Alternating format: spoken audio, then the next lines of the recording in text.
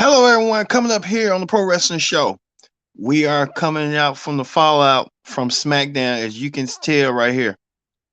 New WWE co-CEO and chairwoman Stephanie McMahon made a rare appearance tonight.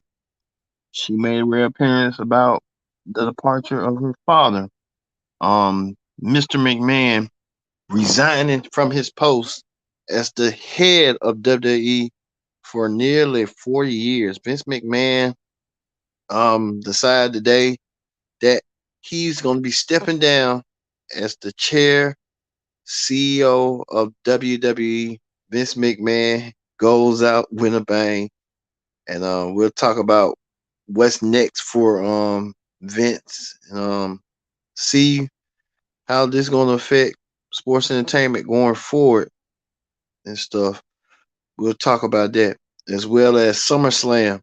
It's coming in 8 weeks. SummerSlam having SummerSlam implications, including that the tribal chief Roman Reigns will be making a rare appearance on Raw this week.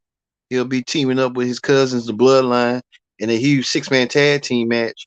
The Bloodline, his cousins, Roman, the undisputed champion, and his cousin, undisputed tag team champions, against their contenders at SummerSlam. Riddle and the Street Profits and Riddle be adding to the mix. Also, too, Lacey Evans makes an appearance on SmackDown, and then we talked about too that rumor about earlier today that Brock Lesnar was not there on SmackDown tonight. He walked out on SmackDown, which was rare, but Brock Lesnar make a rare appearance and makes up for the mistake that some wrestling reporter made. We'll get to the latest as the Pro Wrestling Show starts now.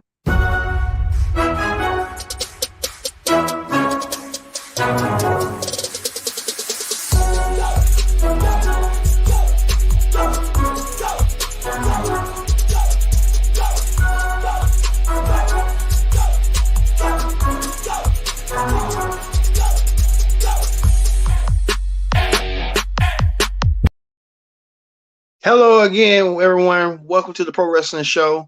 I'm your host, as always, Kendra Dix here. Glad you can join us here on the Pro Wrestling Show for the SmackDown Ring Report and the Rampage Ring Report. Thank you all for watching this edition of the Pro Wrestling Show. Join the conversation using the hashtag Pro Wrestling here on Connect. And don't forget to subscribe. Subscribe is caring. Tell a friend, call a friend, hit that subscribe button so you won't miss a thing. We didn't miss a thing whatsoever tonight and today. Throughout the news, it's been shown that Vince McMahon, the long-term head of WWE, Mr. McMahon, decided that he wanted to leave WWE, and amongst the allegations of him paying off women with hush money and stuff, there's been a lot of news changing events. Vince McMahon immediately stepped down as his role as the chairman of WWE, leaving the position to his daughter, Stephanie McMahon. She now runs WWE. They say she's going to be just like him in a way. We just have to wait and see on how that's going to break. But Vince McMahon no longer the chairman and CEO of World Wrestling Entertainment. Now his daughter Stephanie is the one head of WWE and co-head of the business along with Nick Khan. We heard it right here. Vince McMahon retires as chairman and CEO. How was there going to be a ripple effect? And then Triple H now back in his role as the new executive vice president of creative. Triple H back into the role after he had suffered a lot of health problems himself last year. So Triple H back. But we'll get to that later on in Hot Topic. All right. We kick things off with the SmackDown Ring Report. None other than the new WWE co-CEO Stephanie McMahon. As you see right there, Stephanie a little bit, I don't know, a little bit. She's kind of like afraid, but you can tell Vince gonna be guiding her and Nick Khan. She's gonna do some of the business side, and Nick Khan's gonna be doing some of the business side too. So Stephanie McMahon kind of I don't know. We just have to wait and see, but I know she loved her dad, and she kind of hates it that he ain't gonna be around forever.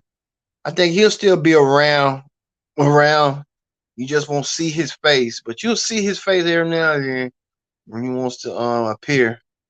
This is something new that Vince McMahon was. But I mean, I thought Vince was gonna fight tooth and nail, but we had got earlier. If you watched the pro wrestling show a little bit earlier today, this is the statement that Vince wrote on Twitter. At 77 years old, it's time for me to retire. Thank you, WWE Universe. Then now together. Vince McMahon been a staple of WWE television for a long time, starting his career as a commentator, then become a commentator to become the on-air screen full character of Mr. McMahon. We started the '97 Survivor Series, and Vince has been a staple around. It's kind of a little bit bittersweet and it's kind of shocking, but I can't tell Vince McMahon ain't going nowhere. He might be in the background, but he's gonna be somewhere in the forefront down the road. Stephanie wanted to get the fans to cheer. Thank you, Vince. Vince McMahon does deserve his flowers and stuff at the moment. But we'll see how the WWE evolves without its founder and leader, longtime leader Vince McMahon, and how Vince McMahon will play a part. I think Vince McMahon ain't going nowhere. He'll be around WWE. He said he'll be watching. He won't be in a gorilla position, but he'll be around, be a creative consultant. Knowing Vince, he ain't going nowhere. All right. Speaking of that, the New Day. The New Day sat down, commentated. I don't know why Xavier Woods wore this unicorn mask stuff. I don't know what he's getting at, but it is what it is. Well, Xavier Woods got there, and him and the new vicious Viking Raiders, they are vicious, all right, indeed. But the Viking Raiders got the the upper hand on the New Day when they defeated Jinder and Shanky by disqualification by countout. Also, too, the Street Profits made their rare appearance tonight. They kicked off SmackDown when Stephanie left. The Street Profits made kicked off until Theory came out, and then Theory was talking about what he's gonna do at SummerSlam and how he's gonna do it, and he was bragging about it. He's gonna cash in the briefcase. Well, Theory, the Usos all brawled in the ring. The Street Profits want the tag team titles. Um, what's his name? Madcap Moss. Moss got involved and tried to get his hands on Theory. We see that we see they had a stale off, so you know how that went down. Speaking of stale off, Jeff Jarrett. They did not mention what Jeff Jarrett is going to be. He's going to be special guest refereeing at the tag team championship match between the Street Profits and the Usos. Jeff Jarrett gonna have a busy weekend next week in Nashville. He gonna get paid twice in one weekend. Saturday for the WWE. He works for WWE as his senior vice president of live events. And that next day, once he does the special guest referee on SummerSlam, Jarrett's gonna be in action in Ric Flair's last match. Jeff Jarrett knows how to politic and knows how to get the job done. I tell you that about Jarrett. One day about Double J gonna get paid regardless, one way or another. I know how Double J is. So we'll see Jeff Jarrett at SummerSlam going forward. Also, too, Happy Corbin decided to get Pat McAfee off his game when Pat McAfee and Mike Cole were talking.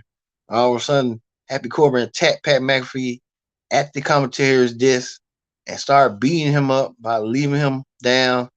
Pat McAfee decided to get back at him and fight him back, and they fought tooth and nail to the back. And now these two men, Pat McAfee also left a message that he's gonna beat Baron Corbin, bum, you know what, at SummerSlam. So Pat McAfee is the new Shane McMahon, becoming a new part-time wrestler, taking on everybody coming. So we're gonna see this match at SummerSlam between McAfee and Corbin, former teammates for the Indiana Colts. They both were roommates too. So they both know each other. They both were roommates. Now they ain't roommates no longer. And we'll see this match boil down between these two at SummerSlam. Speaking of SummerSlam, these two women, Ronda Rousey versus Liv Morgan. We know Liv Morgan cashed in her Money in the Bank opportunity at Ronda when Ronda was fighting Natalia in that hard fought women's championship match. Ronda Rousey coming a little bit heelish in a way. Liv Morgan gaining support from fans. Ronda said, "It ain't gonna be like how you did me at Money in the Bank. I'm gonna get you one way or another." These two women will meet and clash for the SmackDown Women's Championship at Money in the Bank. So we'll see that match.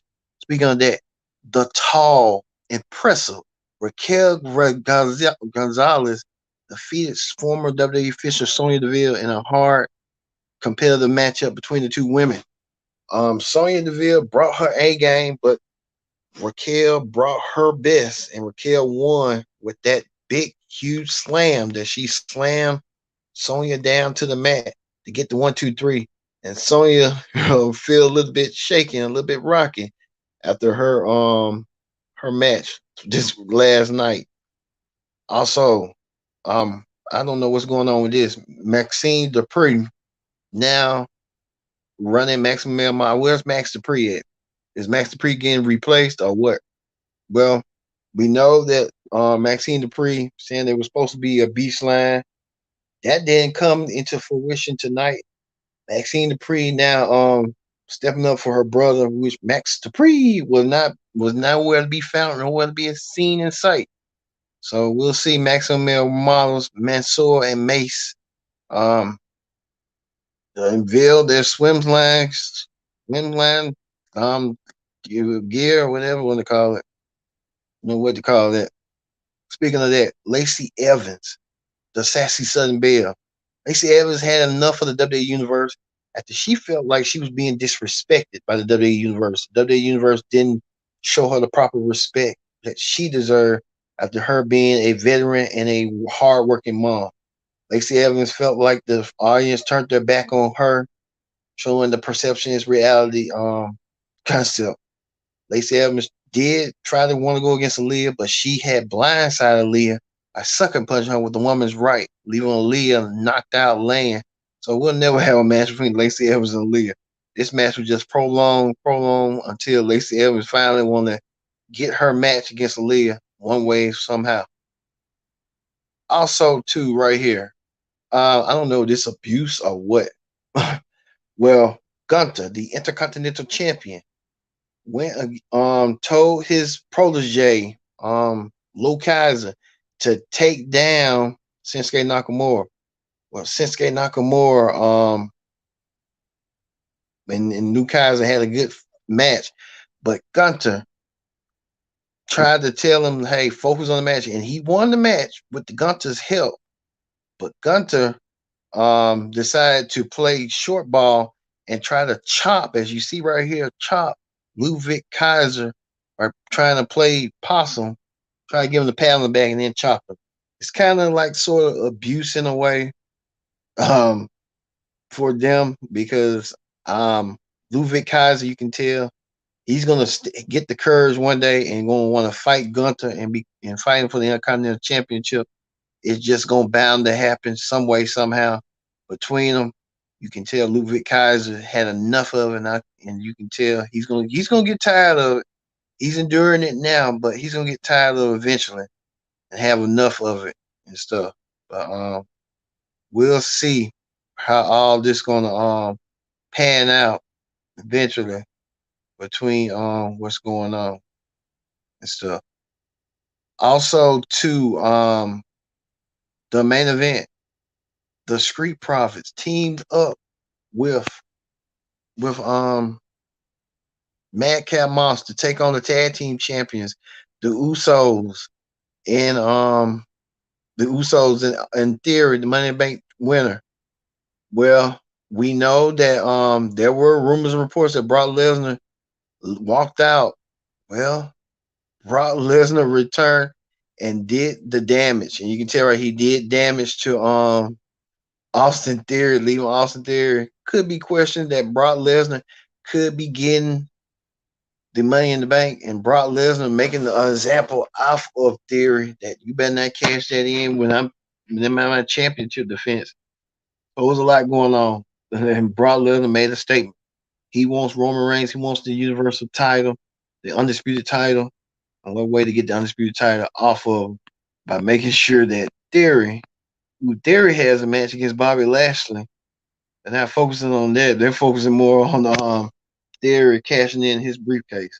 So, and speaking of that, Roman Reigns, not Roman Reigns, but who's going to meet Roman Reigns for the Universal title at Clash of the Castle?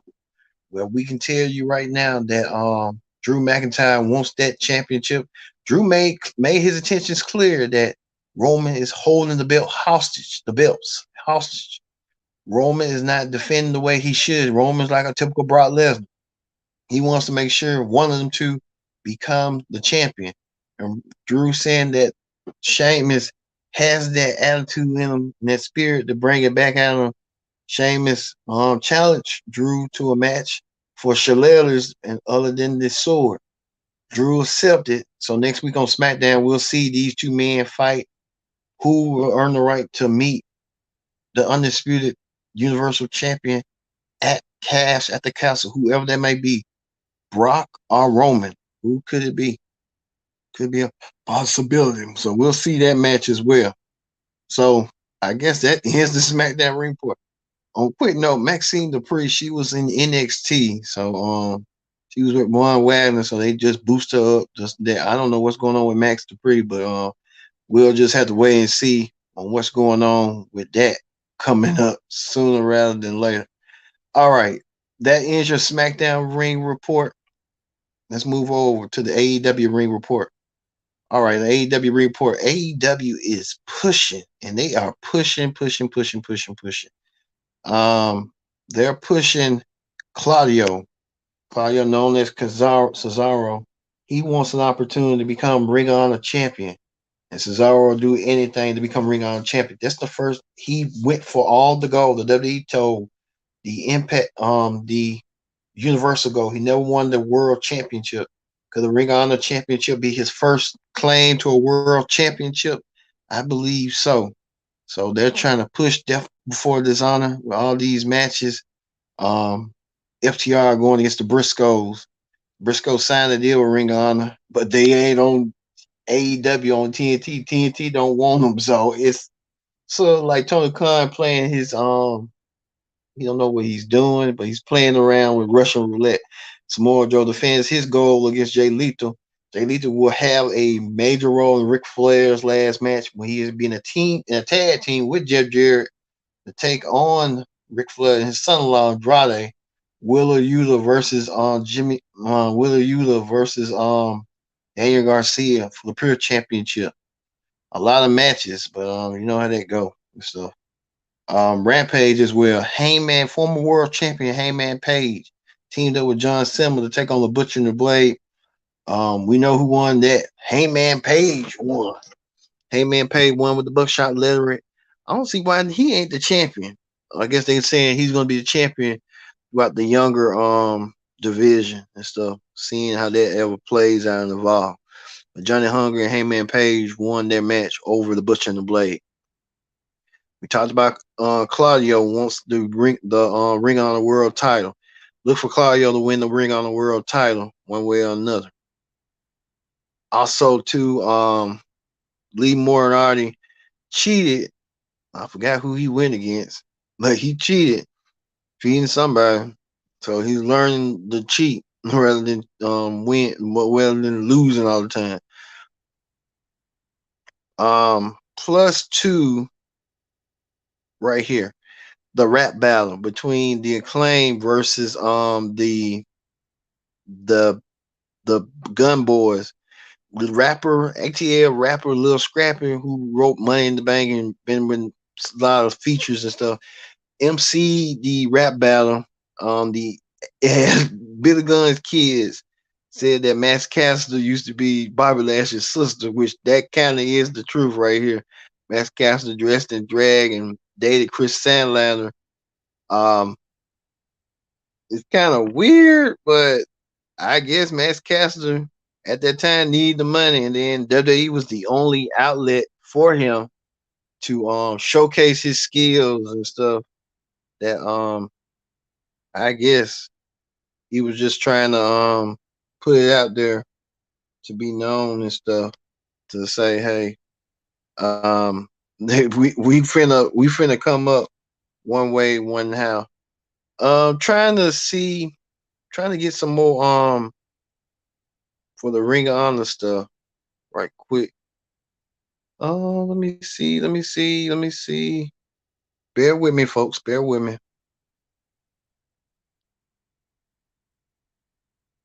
Bear with me.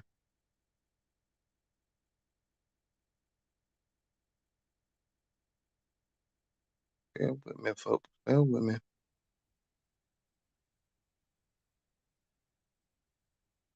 Bear with me.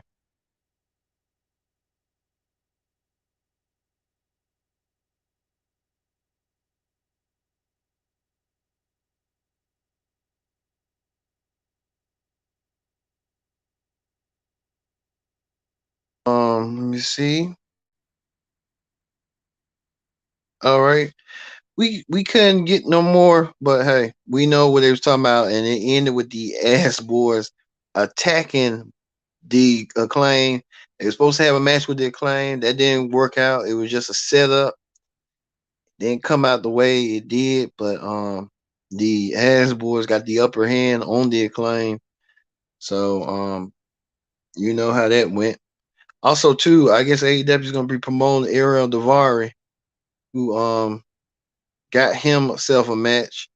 Ariel Davari made sure he gonna get represented in AEW one way or another. Ariel Davari, a good hand, and AEW trying to recognize that and stuff, trying to get him back into the fold and stuff.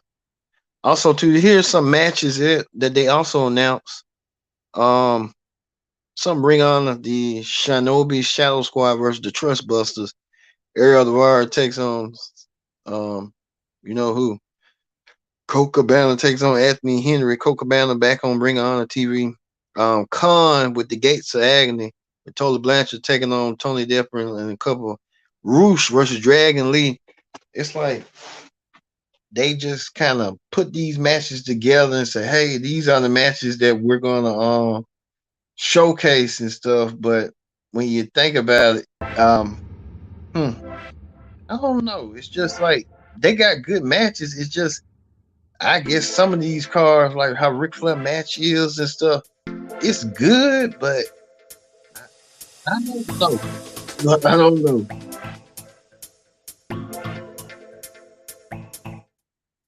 Yeah, don't know what to say about that. But hey, it is what it is. But I'll tune into the 0 hour. But I mean, Ric Flair last match had more. They had more of a storyline driven, but they did it on YouTube, which I guess now everything's on YouTube now. It's just like, well, you ain't got the if he.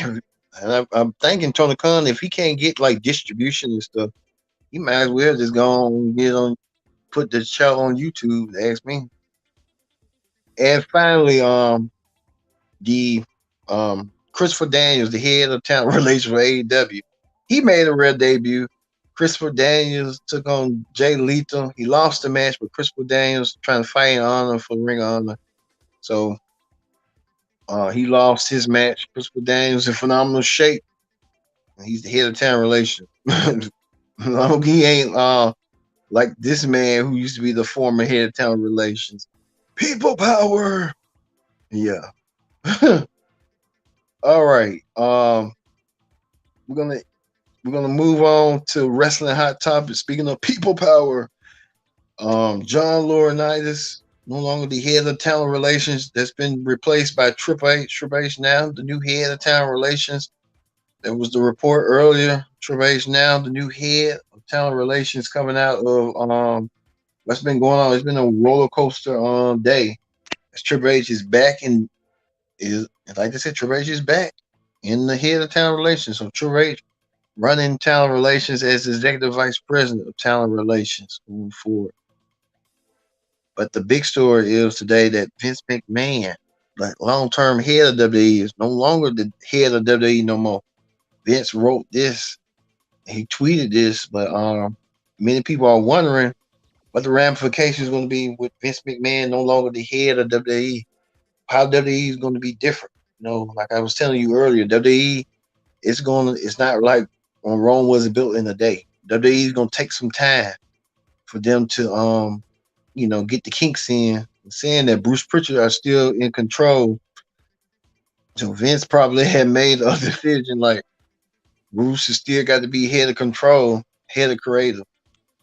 I don't see Bruce Pritchard there long. I don't see none of Vince's guys there long. If Vince McMahon is truly gone, I think they're just saying it, but Vince is still a majority stockholder. He still got money in it, but like I said, Vince McMahon nearly 80 years old, so he wanted to retire.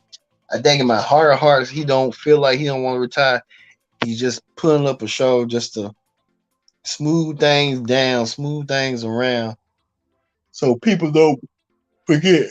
He's still controlling the company one way or another. Regardless, he's the chairman or the CEO or whatever position you want to name it. Vince is still running it some way, somehow, the way he wants and the way he envisions it. So like I said, Vince McMahon no longer head of creative no more. This is the breaking news right here that we were reporting. Other news outlets were reporting.